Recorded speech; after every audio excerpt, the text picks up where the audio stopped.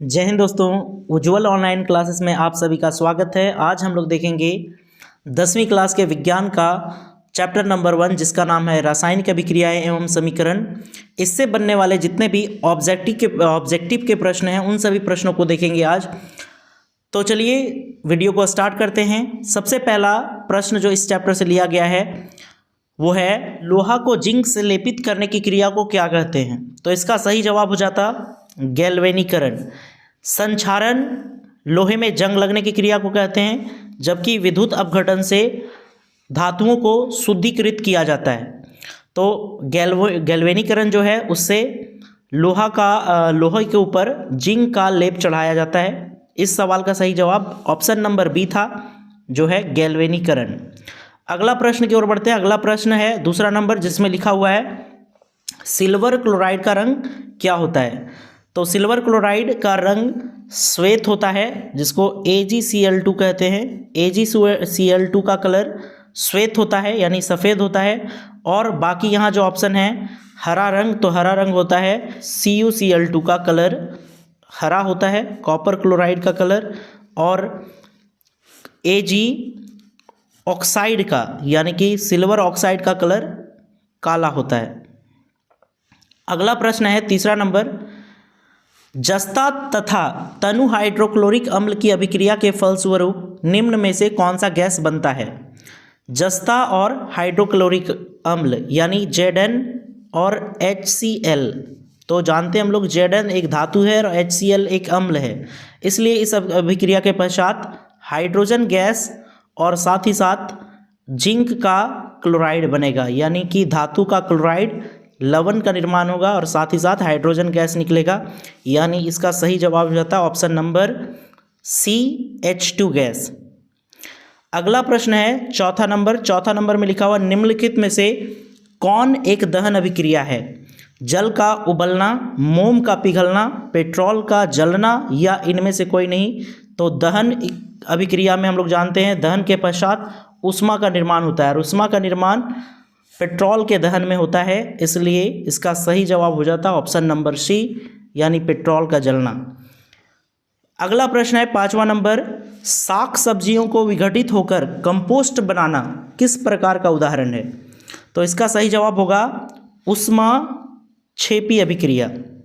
ऊष्माक्षेपी अभिक्रिया में ऊष्मा का उद्गम होता है, ऊष्मा निकलता है और हम लोग जानते हैं साग सब्जियां जब विघटित होती है तो उससे ऊष्मा का निर्माण होता है, अर्थात ये ऊष्माक्षेपी अभिक्रिया है।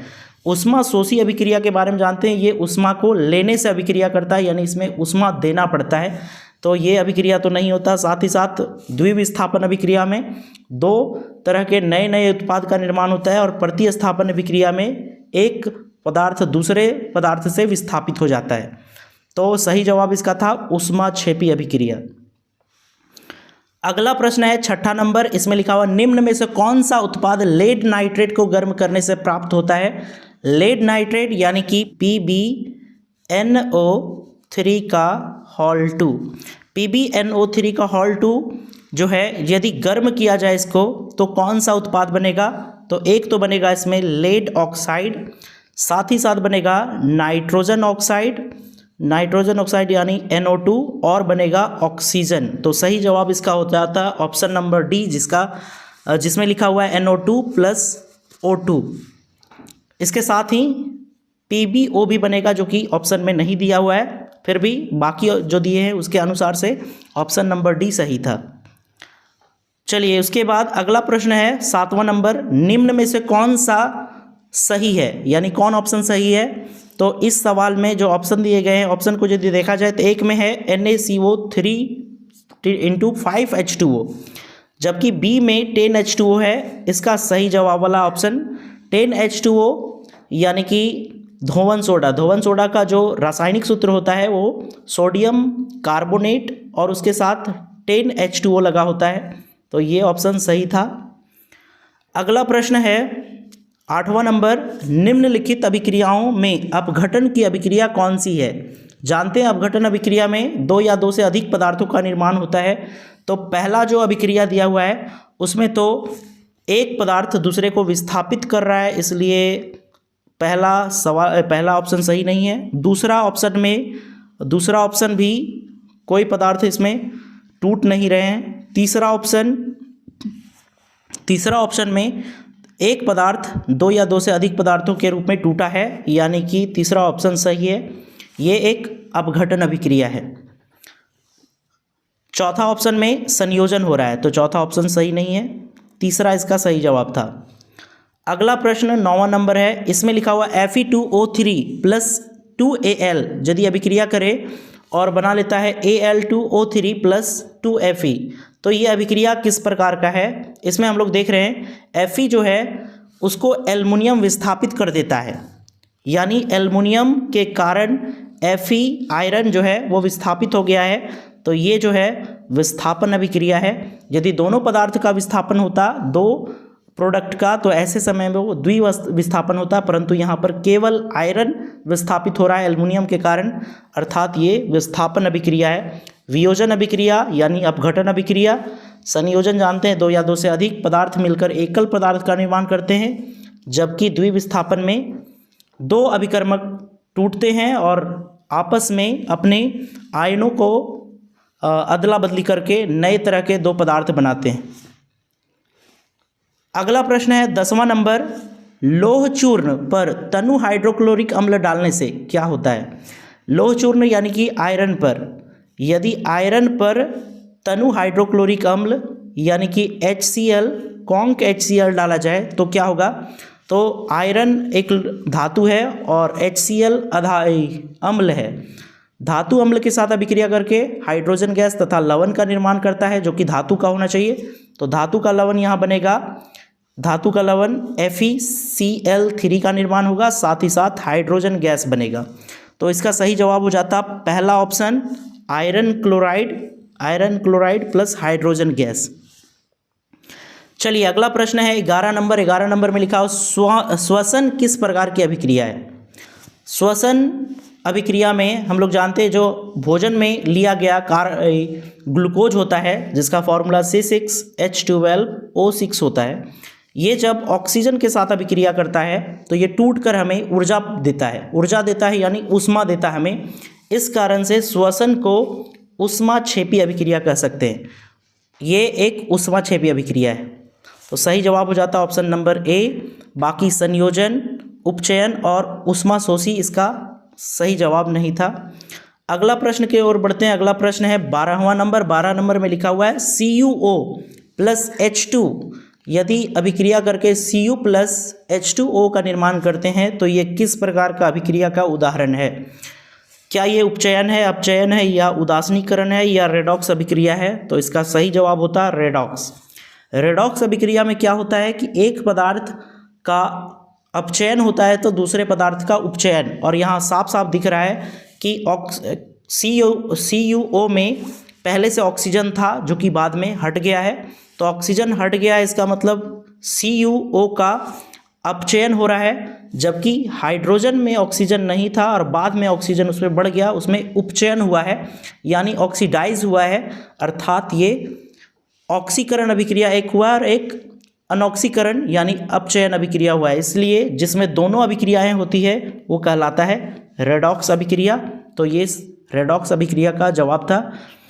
अगला प्रश्न है 13 नंबर, इलेक्ट्रॉन के स्थानांतरण से बने यौगिकों को क्या कहते हैं, या ये क्या कहलाते हैं इसके बारे में। तो सहसंयोजी आबंध इसका गलत जवाब है, सहसंयोजी नहीं। विद्युत संयोजी या आयनिक आबंध, ये ऑप्शन सही है, क्योंकि सहसंयोजी आबंध जो बनते हैं उसमें इलेक्ट्रॉन अपना स्थानांतरण पूरी तरह से नहीं करते हैं, बल्कि ये शेयर करके बनाते हैं सहसंयोजी आबंध, जैसे कि कार्बन के तत्वों में होता है। कार्बन अपने इलेक्ट्रॉनों को शेयर करके अपने बीच आबंध बनाते हैं और कार्बन कार्बन के बीच बने आबंध सहसंयोजी आबंध होता है। जबकि सोडियम क्लोराइड जैसे तत्व पदार्थ जो होते हैं वो अपने आयनों का आदान प्रदान करने से बनते, तो ये आयनिक आबंध होते हैं। जब चलिए अगला प्रश्न है 13वां नंबर, इसमें लिखा हुआ इलेक्ट्रॉनों के स्थानांतरण से बने यौगिक कहलाते हैं। इलेक्ट्रॉनों से बने जो यौगिक होते हैं वो कहलाते हैं सहसंयोजी नहीं, विद्युत संयोजी, जिसको आयनिक आबंध के नाम से भी जाना जाता है। विद्युत संयोजी या आयनिक आबंध मतलब इलेक्ट्रॉनों के स्थानांतरण से बने यौगिक।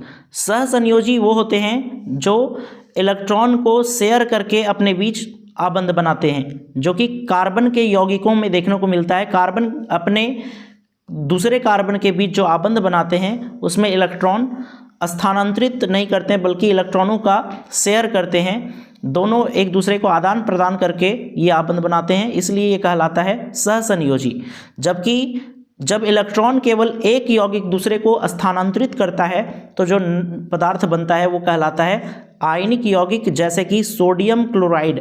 सोडियम क्लोराइड में सोडियम अपना एक इलेक्ट्रॉन त्याग कर क्लोरीन को स्थानांतरित करता है, जिससे सोडियम पर प्लस चार्ज और क्लोरीन पर माइनस चार्ज आता है। इस कारण से इन दोनों के बीच एक आबंध स्थापित होता है, जिस आबंध को कहते हैं आयनिक आबंध। कार्बनिक तो इसका ऑप्शन सही नहीं था और चौथा ऑप्शन भी सही नहीं है, तो इसका सही जवाब हो जाता है ऑप्शन नंबर बी। अगला क्वेश्चन है 14 नंबर, नीचे दी गई अभिक्रिया में कौन सा कथन सत्य है। नीचे दी गई अभिक्रिया में देख रहे हैं कॉपर ऑक्सीजन से अभिक्रिया करके कॉपर ऑक्साइड का निर्माण कर रहा है, तो इसमें कॉपर का उपचयन हो रहा है, यानी इसमें ऑक्सीजन बढ़ रहा है। तो पहला ऑप्शन में कॉपर का ऑक्सीकरण लिखा हुआ है, यही ऑप्शन सही था। दूसरा में अवकरण है, यानी ऑक्सीजन घट रहा है, तो ऐसा नहीं हो रहा है। तीसरा और चौथा नहीं है, पहला ऑप्शन इसका सही जवाब था। ऑक्सीजन इसमें बढ़ रहा है, यानी उपचयन हो रहा है। 15 नंबर क्वेश्चन है, निम्नलिखित समीकरण H2Cl2 से 2HCl का निर्माण हो रहा है, तो ये अभिक्रिया क्या दर्शाता है। इस अभिक्रिया में देख रहे हैं दो अलग अलग तत्व मिलकर एकल पदार्थ का निर्माण कर रहा है, जो है HCl। तो यह एक संयोजन अभिक्रिया का एग्जाम्पल है। अपघटन अभिक्रिया में टूटता है, जबकि विस्थापन अभिक्रिया में विस्थापित होता है, स्थानांतरित होता है। चलिए अगला प्रश्न है, निम्नलिखित में से कौन द्विविस्थापन अभिक्रिया है। पहला ऑप्शन संयोजन अभिक्रिया का है, दूसरा भी संयोजन है, तीसरा ऑप्शन द्विविस्थापन अभिक्रिया हो रहा है। इसमें देख रहे हैं AgNO3 से विस्थापित होकर NO3 सोडियम के साथ मिल गया है और Cl Ag के साथ मिल गया है। इसमें आयन का आदान प्रदान हो रहा है, अर्थात यह एक द्विविस्थापन अभिक्रिया है। चौथा ऑप्शन भी संयोजन अभिक्रिया से ही लिया गया है, तो सही जवाब हो जाता है ऑप्शन नंबर सी। अगला प्रश्न है 17 नंबर, निम्नलिखित अभिक्रियाओं में से कौन सा विस्थापन अभिक्रिया है। विस्थापन अभिक्रिया में जानते हैं एक पदार्थ दूसरे को विस्थापित करता है, तो इसके लिए सही जवाब हो जाता है ऑप्शन नंबर सी। देख रहे हैं इसमें आयरन जो है कॉपर सल्फेट के विलयन से कॉपर को विस्थापित करके खुद अपना जगह बना लिया है, जो बना लिया है FeSO4 और कॉपर को विस्थापित कर रहा है, तो ये एक विस्थापन अभिक्रिया का एग्जाम्पल था।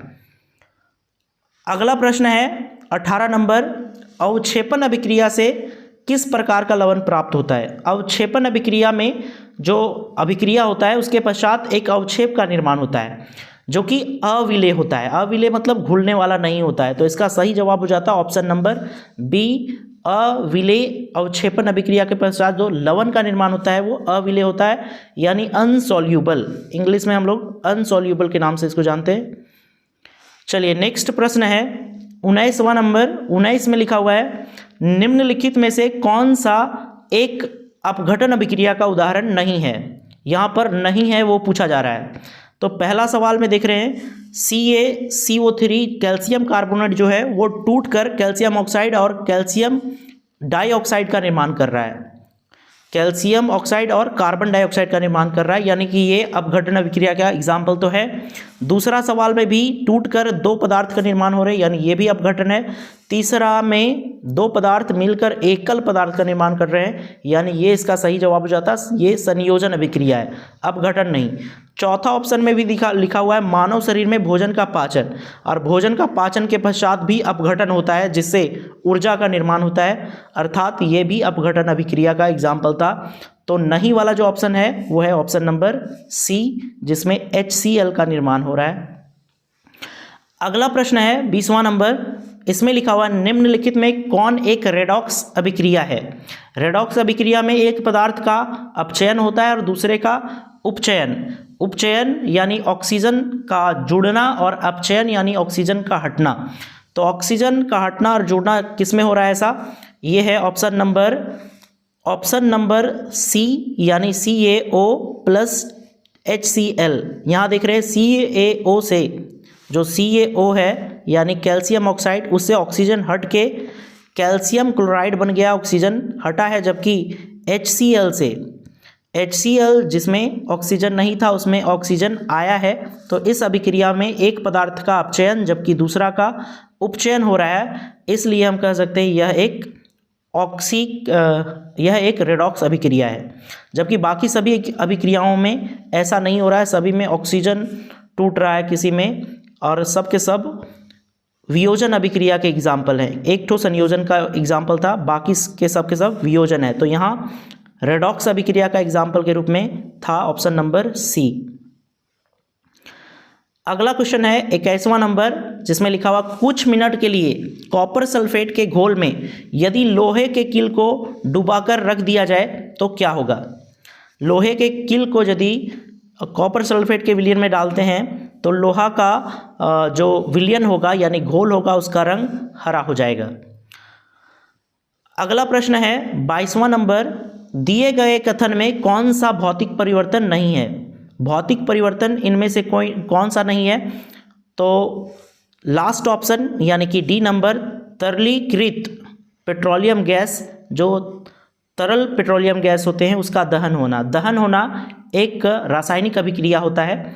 बाकी सब के सब यहाँ भौतिक अभिक्रिया हैं, जबकि एक है रासायनिक अभिक्रिया। ऑप्शन नंबर डी इसका सही जवाब था। अगला प्रश्न है 23वां नंबर, एक तत्व X नम हवा के संपर्क में आने पर लाल भूरा हो जाता है। एक नया यौगिक Y बनता है तो XY कौन कौन है। XY इसमें से है, पहला जो है आयरन है और दूसरा Fe2O3 है। जब आयरन को ऑक्सीजन के संपर्क में छोड़ दिया जाता है तो आयरन अपने ऊपर ऑक्साइड का एक परत जमा लेता है जो होता है Fe2O3। तो इसलिए इसका सही जवाब हो जाता ऑप्शन नंबर ए, और इस कारण से इसका कलर हो जाता है भूरा रंग का थोड़ा। आगे है 24वां नंबर, इसमें लिखा हुआ पानी बनाने के लिए ऑक्सीजन गैस के साथ H2 गैस की प्रतिक्रिया कैसी होती है। यानी पानी जो बनता है H2O जो बनता है उसमें H2 और O2 के साथ कौन सा अभिक्रिया होता है। तो H2 और O2 के साथ संयोजन अभिक्रिया होने से पानी का निर्माण होता है। यहाँ पर और ऑप्शन था रेडॉक्स अभिक्रिया, तो रेडॉक्स अभिक्रिया नहीं था सही जवाब। एक्सोथर्मिक अभिक्रिया, एक्सोथर्मिक प्रतिक्रिया, इसमें एक्सोथर्मिक है यानी कि इससे हीट का उत्पादन होगा, तो ये भी सही नहीं है। चलिए अगला प्रश्न की ओर बढ़ते हैं। अगला प्रश्न है 25वां नंबर, विकृत गंधिता। ये प्रश्न थोड़ा रॉन्ग लिखा गया है। विकृत गंधिता को कैसे रोका जा सकता है। विकृत गंधिता यानी कि भोजन को विषाक्तहीन होने से कैसे रोका जा सकता है। तो इसका सही जवाब हो जाता ये सभी, यानी एंटीऑक्सीडेंट मिलाने से भी, भोजन को रोशनी से दूर रखने से भी, और भोजन को फ्रिज में रख के भी हम लोग विकृत गंधिता होने से यानी भोजन को विषाक्त होने से बचा सकते हैं। अगला प्रश्न है 26 नंबर, दिए गए में से किसमें ऊष्मीय ऊर्जा विकसित होती है, यानी किससे हीट निकलता है। पानी का इलेक्ट्रोलाइसिस से, पहला ऑप्शन में लिखा हो पानी का इलेक्ट्रोलाइसिस, दूसरा है पानी में NH4Cl का घुलना, तीसरा LPG का जलना। तो तीसरा ऑप्शन बिल्कुल सही है, LPG का जलना, क्योंकि हम लोग जानते हैं जो लिक्विफाइड पेट्रोलियम गैस जो घर में हम लोग गैस यूज करते हैं उससे ऊर्जा का निष्कर्षण होता है।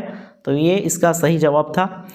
अगला प्रश्न है 27वां नंबर, एक परखनली में दानेदार जिंक में तनु हाइड्रोक्लोरिक अम्ल मतलब डिल्यूट HCl को यदि जिंक के साथ मिला दिया जाए तो क्या होने वाला है। जिंक एक धातु है और HCl के साथ अभिक्रिया करके जिंक क्लोराइड का निर्माण करेगा जो कि एक लवण है, और साथ ही साथ यहाँ से H2 नाम का एक गैस निकलेगा यानी हाइड्रोजन गैस। तो सही जवाब हो जाता है इसका ऑप्शन नंबर डी, जिसका रंग जो होगा वो रंगहीन होगा और यहाँ से जो गैस निकल रहा है H2 वो गंधहीन होगा, यानी कि इसका कोई स्मेल नहीं आएगा। तो इस कारण से इसका सही जवाब हो जाता है ऑप्शन नंबर डी। तो ये थे 27 क्वेश्चन जो इस चैप्टर से लिए गए हैं। ये एग्जाम के पॉइंट ऑफ व्यू से बहुत ही महत्वपूर्ण थे। उम्मीद है ये सारे प्रश्न आपको आसानी से समझ में आए होंगे। ऐसे ही अन्य वीडियो को देखने के लिए चैनल को सब्सक्राइब करें और अपने दोस्तों के साथ इसे शेयर करें। धन्यवाद।